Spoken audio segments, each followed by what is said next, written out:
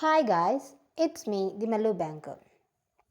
കഴിഞ്ഞ ദിവസം SBI clerk മെയിൻസിന് വേണ്ടിയിട്ടുള്ള ക്വാൻസ് ആൻഡ് ഇംഗ്ലീഷ് സ്ട്രാറ്റജി ഞാൻ ചെയ്തിരുന്നു. ഇന്ന് ആ വീഡിയോയുടെ സെക്കൻഡ് പാർട്ടാണ്.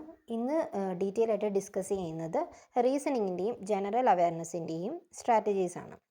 ഓക്കെ, അപ്പോൾ കഴിഞ്ഞ വീഡിയോ നിങ്ങൾക്ക് യൂസ്ഫുള്ളായി കാണുമെന്ന് വിചാരിക്കുന്നു. എന്തെങ്കിലും ഡൗട്ട്സ് ഉണ്ടെങ്കിൽ കമൻറ്റ് ചെയ്യുക.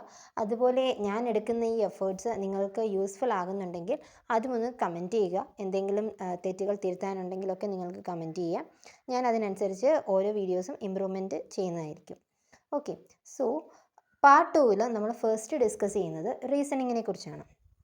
ഓക്കെ, റീസണിങ്ങിൽ തന്നെ മെയിനായിട്ടും miscellaneous, puzzles, then critical reasoning, ഇങ്ങനെ 3 സെക്ഷൻസാണ് റീസണിങ്ങിൽ നമ്മുടെ മെയിൻസിൽ വരുന്നത്. അതിൽ തന്നെ മിസലേനിയസ് ക്വസ്റ്റ്യൻസ് ഒക്കെ എന്ന് പറയുന്നത് കോഡിംഗ്, ഡീകോഡിംഗ്, അതിൻ്റെ ഒരു ഹൈ ലെവൽ, ബ്ലഡ് റിലേഷൻ അതെന്ന് പറയുമ്പോൾ പിന്നെ coded blood relation, then syllogism ആകുമ്പോൾ റിവേഴ്സ് സിലോജിസം, അങ്ങനെ കുറച്ചുകൂടി നമ്മൾ പ്രിലിംസിന് കണ്ട റീസണിങ് തന്നെയാണ്. എന്നാലും അതിൻ്റെ ഒരു പടി മുന്നിലുള്ള ഒരു ഹയർ ലെവലായിരിക്കും മെയിൻസിന് വരുന്നത്. സോ അതുപോലെ തന്നെ ക്ലർക്ക് ആകുമ്പോൾ പിയോട് അത്രയും ടഫ് വരില്ല. ഒരു പ്രീനേക്കാളും കുറച്ച് മീൻസ് ഒരു PO പ്രിലിംസിനേക്കാളും ആ ഒരു ലെവലിനോട് കുറച്ചും കൂടി മുകളിൽ എന്നുള്ള രീതിയിലായിരിക്കും ക്ലർക്ക് മെയിൻസിന് റീസണിങ് എന്നല്ല എല്ലാ സബ്ജക്ട്സും വരുന്നത്. സോ റീസണിങ്ങിൽ മെയിനായിട്ടും പസിൽസിന് ഫോക്കസ് കൊടുക്കണം. പസിൽസിന് എന്ത് ചെയ്യണം, അതിൻ്റെ കോൺസെപ്റ്റ് മനസ്സിലാക്കണം. ഓക്കെ, അതിന് വീഡിയോ സോഴ്സസ് സാധാരണ ക്വാൻസിനൊക്കെ വീഡിയോ ക്ലാസ്സസ് കണ്ട് മനസ്സിലാക്കണമെന്ന് പറയുന്നുണ്ടെങ്കിലും റീസണിങ്ങിൻ്റെ കേസിൽ അത് അത്ര ആപ്ലിക്കബിൾ അല്ല. കാരണം വലിയ ക്വസ്റ്റ്യൻസ് ആയിരിക്കും. അപ്പോൾ വീഡിയോ സോഴ്സസിന് കൂടുതൽ ടൈം ഇൻവെസ്റ്റ് ചെയ്യുകയാണെങ്കിൽ നിങ്ങളുടെ സെൽഫ് പ്രാക്ടീസിന് അതൊത്തിരി നഷ്ടമാകും. സോ അതുകൊണ്ട് ആദ്യം അതിൻ്റെ ബേസിക് കോൺസെപ്റ്റുകൾ മനസ്സിലാക്കുക. ഇപ്പോൾ റീസണിങ് ആണെങ്കിലും പൂർണ്ണമായിട്ടും യൂട്യൂബ് വീഡിയോസ് അവോയ്ഡ് ചെയ്യണമെന്നല്ല പറയുന്നത്. അതിന് പകരം കുറേയൊക്കെ അറിയത്തില്ലാത്ത ക്വസ്റ്റ്യൻസിൻ്റെ കോൺസെപ്റ്റുകൾ മനസ്സിലാക്കിയിട്ട് സെൽഫ് പ്രിപ്പറേഷൻ തുടങ്ങണം. ഓക്കെ, എന്നാൽ മാത്രമേ ഉള്ളൂ പസിൽസൊക്കെ എങ്ങനെയാണ് ചെയ്യുന്നത് എന്ന് സ്വന്തമായിട്ട് ചെയ്താൽ മാത്രമേ മനസ്സിലാവുകയുള്ളൂ. അതല്ല നിങ്ങൾക്ക് യൂട്യൂബ് സോഴ്സസ് വേണമെന്നുണ്ടെങ്കിൽ ഒക്കെ ഒരു പ്രിലിംസ് ലെവൽ കഴിഞ്ഞുള്ളൊരു ലെവൽ ക്വസ്റ്റ്യൻസ് ഒക്കെ നമുക്ക് അവൈലബിൾ ആയിരിക്കും. അതൊക്കെ ചെയ്ത് നോക്കുമ്പോൾ നിങ്ങൾക്ക് ആ ഒരു ലെവലിനോട് ആ ഒരു കോൺസെപ്റ്റ് എങ്ങനെയാണ് ഓരോ പസിൽസിലും ഇംപ്ലിമെൻറ്റ് ചെയ്തിരിക്കുന്നത് അങ്ങനെയുള്ള കാര്യങ്ങളൊക്കെ മനസ്സിലാവുന്നതായിരിക്കും. ഓക്കെ, സോ ആദ്യം എന്ത് ചെയ്യുക, പസിൽസ് ജസ്റ്റ് ഒരു വീഡിയോ സോഴ്സസ് ഒക്കെ കാണുക. ഫുള്ളി അതിനെ ഡിപ്പെൻഡ് ചെയ്യരുത് എന്നേ ഞാൻ ഉദ്ദേശിച്ചിട്ടുള്ളൂ. ദെൻ മിസലേനിയസിലോട്ടൊക്കെ വരുമ്പോൾ എന്ത് ചെയ്യുക, കോഡഡ് ആയിട്ടുള്ള മിസലേനിയസ് ക്വസ്റ്റ്യൻസിനൊക്കെ കൂടുതൽ പ്രാധാന്യം കൊടുക്കുക. ഇൻപുട്ട് ആൻഡ് ഔട്ട്പുട്ട് ഒക്കെ വരാൻ ചാൻസസ് ഉണ്ട്. ആ ക്ലാസ്സസും ഒക്കെ എന്ത് ചെയ്യുക, പഠിക്കണം. ഈ റീസണിങ്ങിന് മെയിനായിട്ടും മെയിൻസ് ലെവലിൽ ഞാൻ ഫോളോ ചെയ്തിരുന്നത് മിസലേനിയസ് ടോപ്പിക്സിൻ്റെയൊക്കെ കേസിൽ പുനീത് സാറിൻ്റെ ക്ലാസ്സസ് ആണ്. പുനീത് സാറിൻ്റെ ക്ലാസ്സസ് വളരെ നല്ല ക്ലാസ്സസ് ആണ്. അതിൽ ഓരോ റൂൾസൊക്കെ അവൈലബിൾ ആണ്. ഇപ്പോൾ ഇനിയുള്ള ടൈമിൽ ഇനിയിപ്പോൾ റൂൾസൊക്കെ പഠിച്ച് ചെയ്യാൻ പ്രയാസമായിരിക്കും. അതുകൊണ്ട് തന്നെ നിങ്ങൾ പുനീത് സാറിൻ്റെ വീഡിയോ ക്ലാസ്സസ് കണ്ട് ജസ്റ്റ് ഔട്ട്ലൈനൊക്കെ ഒന്ന് മനസ്സിലാക്കുക. ദെൻ ആ ഒരു കാര്യങ്ങളൊക്കെ മനസ്സിലാക്കി കഴിഞ്ഞ് സെൽഫ് പ്രിപ്പറേഷനിലോട്ട് പോവുക. പസിൽസിലൊക്കെ ആണെങ്കിലും അങ്കുഷ് ലാംബ സർ ഞാൻ എപ്പോഴും പറയുന്നതാണ്, നല്ല ലെവൽ ഓഫ് ക്വസ്റ്റ്യൻസും നല്ല സ്ട്രാറ്റജീസുമാണ്. അത് നിങ്ങൾ ത്രെഡ് മെത്തേഡ് ഫോളോ ചെയ്യുന്നുണ്ടെങ്കിൽ. അപ്പോൾ അഥവാ ത്രെഡ് മെത്തേഡ് ഫോളോ ചെയ്യാത്തവരാണെങ്കിൽ ഉടനെ അതിലോട്ട് ഇപ്പോഴുള്ള ടൈം അതിന് ഇൻവെസ്റ്റ് ചെയ്യേണ്ട. നിങ്ങൾ SBIക്ക് വേണ്ടിയാണ് ഫോക്കസ് ചെയ്യുന്നതെങ്കിൽ, അതല്ല RRB അങ്ങനെയുള്ള ക്വസ്റ്റ്യൻസ് അങ്ങനെയുള്ള എക്സാംസിന് വേണ്ടിയിട്ടാണെങ്കിൽ അത് ഇപ്പോൾ ത്രെഡ് മെത്തേഡ്സ് ഒക്കെ പഠിച്ച് അതിൻ്റെ ബേസിക്സ് ഒക്കെ മനസ്സിലാക്കുന്നതുകൊണ്ട് കുഴപ്പമില്ല. ഓക്കെ, ബട്ട് എനിക്ക് പേഴ്സണലി ത്രെഡ് മെത്തേഡ്സ് പഠിച്ചിട്ട് ഓക്കെ ആണ്. എന്നാലും ആദ്യമുള്ള കൺവെൻഷണൽ മെത്തേഡ്സ് പഠിച്ചത് കൊണ്ട് തന്നെ അതിൽ ചെയ്യുമ്പോൾ കുറച്ചുകൂടി ഒരു എളുപ്പമായിട്ട് ഫീൽ ചെയ്യുന്നുണ്ട്.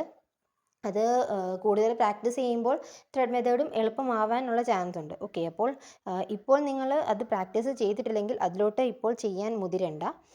ഇപ്പോൾ പഠിക്കുന്ന ആ ഒരു മെത്തേഡിൽ തന്നെ ഇപ്പോൾ പോയാൽ മതി. ഓക്കെ, അത്രയുമാണ് റീസണിങ്ങിൻ്റെ കാര്യമുള്ളത്. അതുപോലെ തന്നെ ഫ്രീ PDFs ഒക്കെ ഞാൻ ടെലിഗ്രാമിൽ അപ്ലോഡ് ചെയ്തിട്ടുണ്ട്. ഫ്രീ എന്ന് മാത്രമല്ല പെയ്ഡായിട്ട് കിട്ടുന്ന സോഴ്സസും ടെലിഗ്രാമിൽ ഫ്രീ ആയിട്ട് അവൈലബിൾ ആണ്. അപ്പോൾ നിങ്ങൾ വേറെ ഒന്നും പർച്ചേസ് ചെയ്യേണ്ട ആവശ്യം വരികയില്ല. അതിന് ഞാൻ ടെലിഗ്രാമിൻ്റെ ലിങ്ക് ഡിസ്ക്രിപ്ഷനിൽ കൊടുത്തിട്ടുണ്ട്, ജോയിൻ ചെയ്താൽ മതി. ദെൻ നെക്സ്റ്റ് ആണ് ജനറൽ അവയർനെസ്. ജനറൽ അവയർനെസ് ഞാൻ മുൻപത്തെ വീഡിയോയിലും പറഞ്ഞിരുന്നു. ഇംഗ്ലീഷും ജനറൽ അവയർനെസ്സുമാണ് നമ്മുടെ മെയിൻസിന് ഏറ്റവും നമ്മുടെ ഗെയിം ചേഞ്ചർ എന്ന് പറയുന്നത്. അതിന് നല്ല സ്കോർസ് കിട്ടുവാണെങ്കിൽ പിന്നെ റീസണിങ്ങും ക്വാൺസും അത്രയും സ്കോർ ചെയ്തില്ലെങ്കിലും 100 അടുത്ത് നമ്മൾക്ക് എന്ത് ചെയ്യാൻ പറ്റും, സ്കോർ ചെയ്യാൻ പറ്റും. സോ അതുകൊണ്ട് തന്നെ ജനറൽ അവയർനെസ്സിന് പ്രാധാന്യം നല്ലതായിട്ട് തന്നെ കൊടുക്കണം. ഇപ്പോൾ ഡെയിലി, വീക്ക്ലി, മന്ത്ലി ഇങ്ങനെ 3 സെറ്റായിട്ട് പഠിക്കുന്ന ആൾക്കാർ കാണും. ഓക്കെ, അപ്പോൾ അതിൽ പലരും ഇപ്പോൾ മെയിൻസ് ആകുമ്പോഴേക്കും ജനറൽ അവയർനെസ് തുടങ്ങാം അങ്ങനെയുള്ള ആൾക്കാരും കാണും. ഓക്കെ, അങ്ങനെയുള്ളവരോട് ഞാൻ നേരത്തെ പറയുകയാണ്, എനിക്കൊരബദ്ധം പറ്റിയിട്ടുള്ളതാണ്. നമ്മൾ ഒരിക്കലും എടുത്ത് തീരുകയില്ല. കാരണം 10 ദിവസം, ഓൾമോസ്റ്റ് 10 to 15 ഡേയ്സ് മാത്രമേ മെയിൻസിന് ഗ്യാപ്പ് കിട്ടുകയുള്ളൂ. ആ ഒരു ടൈമിനോടിടയിൽ ഈ 6 മാസത്തെ കറണ്ട് അഫയേഴ്സ് പഠിക്കുക, അത് റീറ്റെയിൻ ചെയ്യുക, അതൊക്കെ എന്ന് പറയുന്നത് ഭയങ്കര ഡിഫിക്കൽട്ട് ആയിട്ടുള്ള ടാസ്ക്കാണ്. അതൊരിക്കലും നമ്മളെക്കൊണ്ട് പറ്റുകയില്ല. ഓക്കെ, അപ്പോൾ പറ്റിയാൽ തന്നെയും മേ ബി അത് അത്രയും IQ കൂടുതലുള്ള ആൾക്കാർക്ക് പറ്റുമായിരിക്കും. എന്നാലും അത്രയും ഓവർ സ്ട്രെയിൻ എടുക്കാതിരിക്കാൻ വേണ്ടിയിട്ട് ഇപ്പോൾ തന്നെ പഠിച്ചു തുടങ്ങുക. ഒരു ലാസ്റ്റ് 6 മന്ത്സിലെ കറണ്ട് അഫയേഴ്സ് ആണ് മോസ്റ്റ് പ്രിഫറബിൾ. അപ്പോൾ നിങ്ങൾക്ക് അത്രയും പഠിക്കാൻ ടൈം ഇല്ല എങ്കിൽ, ഇപ്പോൾ അത്യാവശ്യം ടൈം ഉണ്ട്, ഇപ്പോൾ നവംബർ മുതൽ സ്റ്റാർട്ട് ചെയ്താലും മതി. അതല്ലാതെ ആണെങ്കിൽ അറ്റ് മോസ്റ്റ് എന്ന് പറയുന്നത് 4 മാസത്തെ കറണ്ട് അഫയേഴ്സ് എങ്കിലും കറക്റ്റായിട്ട് പഠിക്കണം. അതും 4 മാസം മാത്രമാണ് പഠിക്കുന്നതെങ്കിൽ അത് നല്ല ഡീറ്റെയിൽ ആയിട്ട് തന്നെ പഠിക്കണം. എന്നാൽ മാത്രമേ നമ്മൾക്ക് ക്വസ്റ്റ്യൻസിൽ നിന്ന് ആൻസേഴ്സ് കറക്റ്റായിട്ട് ചൂസ് ചെയ്യാൻ പറ്റുകയുള്ളൂ. ഓക്കെ, സോ അതുകൊണ്ട് നവംബർ മുതലുള്ള കറണ്ട് അഫയേഴ്സ് പഠിക്കണം. ഞാൻ ചെയ്യുന്നത് വീക്ക്ലി കറണ്ട് അഫയേഴ്സാണ് പഠിക്കുന്നത്. എൻ്റെ സോഴ്സ് എന്ന് പറയുന്നത് ഞാൻ ഫോളോ ചെയ്യുന്നത് അഫയേഴ്സ് ക്ലൗഡാണ്. അതല്ലാണ്ട് അഫയേഴ്സ് ക്ലൗഡ് എന്ന് പറയുന്നത് വളരെ ചീപ്പായിട്ട് അവൈലബിൾ ആണ്, അതുപോലെ തന്നെ നല്ല കണ്ടൻറ്റുമാണ്. അതുകൊണ്ട് തന്നെ ഒത്തിരി ടീച്ചേഴ്സ് അഫയേഴ്സ് ക്ലൗഡിനെ പ്രൊമോട്ട് ചെയ്യുന്നത് ഞാൻ കണ്ടിട്ടുണ്ട്. അതല്ലാതെ വേറെ സോഴ്സസും അവൈലബിൾ ആണ്. ഗൈഡ്ലി, ഒലിവ് ബോർഡിൻ്റെ ബോൾട്ട് ഉണ്ട്, ദെൻ ക്രോസ് വേർഡിൻ്റെ ഉണ്ട്, ദെൻ സ്മാർട്ട് കിഡ നല്ലൊരു റിവ്യൂ കിട്ടിയിരിക്കുന്ന ഒരു ടോപ്പിക്കാണ്. മീൻസ് സ്മാർട്ട് കിഡയുടെ CA മോക്ക് ഡ്രിൽ എന്ന് പറയുന്നത് നല്ല റിവ്യൂ ഉള്ള ഒരു നോട്ട്സാണ്. ഓക്കെ, അതിൽ നമ്മൾക്ക് ടെസ്റ്റ് ചെയ്യുകയും ചെയ്യാം, ഡിസ്ക്രിപ്ഷൻസും കിട്ടും, അതുപോലെ തന്നെ അതിനുള്ള ക്വിസസും അവൈലബിൾ ആയിരിക്കും. സോ അതുകൊണ്ട് അത് ഒരു പെയ്ഡ് കോഴ്സാണ്. അപ്പോൾ അത് പർച്ചേസ് ചെയ്യാവുന്ന, അങ്ങനെ അഫോർഡ് ചെയ്യാൻ പറ്റുന്നവരാണെങ്കിൽ അത് നല്ല സോഴ്സാണ്, അത് ഫോളോ ചെയ്യാവുന്നതാണ്. എൻ്റെ കേസിൽ ഞാൻ അഫയേഴ്സ് ക്ലൗഡാണ് ഫോളോ ചെയ്യുന്നത്. അഫയേഴ്സ് ക്ലൗഡ് വീക്ക്ലി PDFs ആണ് ഫോളോ ചെയ്യുന്നത്. ഞാൻ അത് പ്രിൻ്റ് ഔട്ട് എടുത്തിട്ട് അത് പഠിക്കുകയാണ് ചെയ്യുന്നത്. ഓക്കെ, അതിൽ ഇപ്പോൾ ഒത്തിരി പേരും കുഴപ്പം പറഞ്ഞതും ജനറൽ അവയർനെസ് പഠിക്കണം, അതിന് ക്വിസസ് അവൈലബിൾ അല്ല, അങ്ങനെ ഒത്തിരി പ്രോബ്ലംസ് കമൻസും ഒക്കെ വന്നിട്ടുണ്ട്. സോ എല്ലാവരും എന്നോട് ചോദിക്കുന്നത് ക്വിസസ് പ്രൊവൈഡ് ചെയ്യാമോ എന്നാണ്. ബട്ട് എനിക്ക് ചിലപ്പോൾ ഞാൻ ഇന്നിപ്പോൾ എല്ലാവരും പറയുന്നത് കേട്ട് തുടങ്ങിയാലും അത് മേ ബി കൺസിസ്റ്റൻ്റ് ആയിട്ട് കൊണ്ടുപോകാൻ പറ്റുകയില്ല. സോ അതുകൊണ്ടാണ് ഞാൻ അതിന് വേണ്ടിയിട്ടൊരു പ്ലാൻ ചെയ്യാത്തത്. ഓക്കെ, അപ്പോൾ അങ്ങനെയുള്ളവർക്ക് വേണ്ടിയിട്ട്, മീൻസ് ഇങ്ങനെ ക്വിസസ് വേണം, അത് എല്ലാവർക്കും ആവശ്യമാണ്. കാരണം നമ്മളൊരു വീക്ക്ലി ബേസിസിൽ പഠിച്ചിട്ട് ചിലപ്പോൾ ഒരു വീക്കിന് 2 പേജായിരിക്കും ഒരു ഡേ പഠിക്കുന്നത്. ആ 2 ഡേയുടെ ക്വിസസ് മേ ബി നമ്മൾക്ക് കിട്ടിയെന്ന് വരില്ല ഒരു ഫുൾ ക്വിസ് എടുക്കുമ്പോൾ. സോ അതിന് വേണ്ടിയിട്ട് നിങ്ങൾക്ക് ഏറ്റവും ഹെൽപ്പ് ചെയ്യുന്ന ഒരു കാര്യമാണ് ChatGPT. ChatGPTനെ കുറിച്ച് കേൾക്കാത്തവരാരും കാണുകയില്ല. അതെന്ത് ചെയ്യുക, അത് ഡൗൺലോഡ് ചെയ്യുക. ഓൾറെഡി ഡൗൺലോഡഡ് ആണ്. അപ്പോൾ ChatGPT എടുത്തതിന് ശേഷം ഇതുപോലൊരു ഇൻ്റർഫേസ് വരും. അവിടെ ക്യാമറ കാണും. ഓക്കെ, ക്യാമറയിൽ ഇപ്പോൾ PDF ഫോമിലാണെങ്കിലും ഇതിൽ അപ്ലോഡ് ചെയ്യാൻ ഓപ്ഷൻ ഉണ്ട്. അപ്പോൾ ഞാൻ ഈ ഒരു പേജിൻ്റെ ഫോട്ടോ എടുത്തു. ദെൻ ഇതിൽ what can I help with എന്നുള്ളത് ഓൾറെഡി ക്വസ്റ്റ്യൻ ചോദിച്ചിട്ടുണ്ട്. സോ അതിൽ നിങ്ങൾ കൊടുക്കണം MCQ questions four bank exams എന്ന് ടൈപ്പ് ചെയ്യുക. ഓക്കെ, നമ്മളിത് ചെയ്യുമ്പോൾ തന്നെ നമ്മൾക്ക് എന്ത് കിട്ടും, പോസിബിൾ ആയിട്ടുള്ള MCQ ക്വസ്റ്റ്യൻസ്, ആ ഒരു പേജിൻ്റെ പോസിബിൾ ആയിട്ടുള്ള MCQ ക്വസ്റ്റ്യൻസ് കിട്ടും. അപ്പോൾ ഇത് മോക്കായിട്ടും ക്വിസായിട്ടും ഒന്നും ചെയ്യാൻ പറ്റില്ല. എന്നാലും നമുക്ക് അത്യാവശ്യം ക്വസ്റ്റ്യൻ മാത്രം വെച്ച് ആൻസർ ഹൈഡ് ചെയ്തുകൊണ്ട് ആ ക്വസ്റ്റ്യൻ വേണമെങ്കിൽ പ്രാക്ടീസ് ചെയ്യാം. ഓക്കെ, ആദ്യം വരുന്നത് 5 ക്വസ്റ്റ്യൻ ആയിരിക്കും. അപ്പോൾ ഇവിടെ ചോദിച്ചിട്ടുണ്ട് let me know if you want more MCQs എന്ന് ചോദിക്കുന്നുണ്ട്. അപ്പോൾ എന്ത് ചെയ്യണം, മോർ എന്ന് ടൈപ്പ് ചെയ്യണം.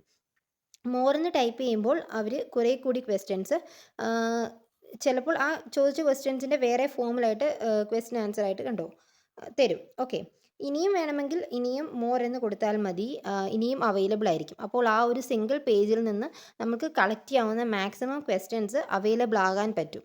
ഓക്കെ, അത് കഴിഞ്ഞിട്ട് ആ ഒരു വീക്ക് കഴിഞ്ഞതിന് ശേഷം ഓക്കെ. അപ്പോൾ ഇങ്ങനെ ചെയ്യുമ്പോൾ നിങ്ങൾക്ക് ആ ഒരു പേജിൽ നിന്ന് തന്നെ അത്രയും ക്വിസസ് കിട്ടും. ഓക്കെ. ആ ക്വസ്റ്റ്യൻസ് റീറ്റെയിൻ ചെയ്ത് നിൽക്കാൻ നമ്മളെ ഹെൽപ്പ് ചെയ്യും. ആ പഠിച്ച കൂടെ തന്നെ ക്വസ്റ്റ്യൻസും ഇതുപോലെ ചെയ്യുമ്പോൾ. അത് കഴിഞ്ഞിട്ട് ആ ഒരു വീക്ക്ലി PDF കംപ്ലീറ്റ് ആയതിനു ശേഷം അഫയേഴ്സ് ക്ലൗഡിൻ്റെ MCQ ക്വസ്റ്റ്യൻസോ അതല്ല എങ്കിൽ വേറെ PDFസോ ഒക്കെയോ അതല്ലെങ്കിൽ ക്വിസസോ വെച്ച് പ്രാക്ടീസ് ചെയ്യാം. ഓക്കെ. ഇപ്പോൾ ബാങ്ക് എക്സാംസിന് അത്ര MCQ ടൈപ്പ് ക്വസ്റ്റ്യൻസ് അല്ല വരുന്നത്. അതിന് വേണ്ടിയിട്ട് ഇപ്പോൾ ഇൻകറക്റ്റ് സ്റ്റേറ്റ്മെൻറ്റ് ചൂസ് ചെയ്യുക അങ്ങനെയുള്ള ക്വസ്റ്റ്യൻസ് ഒക്കെ ഉണ്ടല്ലോ. അതും ഇതുപോലെ ഇപ്പോൾ ടൈപ്പ് ചെയ്യണം. കുറേ കൂടി ഡിസ്ക്രിപ്റ്റീവ് ആയിട്ടുള്ള ക്വസ്റ്റ്യൻസ് വേണം എന്നുള്ള രീതിയിൽ നമ്മൾ അതിനോട് ആവശ്യപ്പെടുകയാണെങ്കിൽ ആ ടൈപ്പ് ക്വസ്റ്റ്യൻസും നമ്മൾക്ക് അവൈലബിൾ ആക്കുന്നതായിരിക്കും. ഓക്കെ. കറക്റ്റ് സ്റ്റേറ്റ്മെൻറ്റ് ബേസ്ഡ് ക്വസ്റ്റ്യൻസും അവൈലബിൾ ആയിരിക്കും. അത് നമ്മളുടെ നീഡ് അനുസരിച്ച് ഇതിൽ ടൈപ്പ് ചെയ്താൽ മതിയാകും. അപ്പോൾ ഇതൊരു റിവിഷൻ പർപ്പസിന് നമ്മളിത് ഹെൽപ്പ് ചെയ്യുന്നതായിരിക്കും.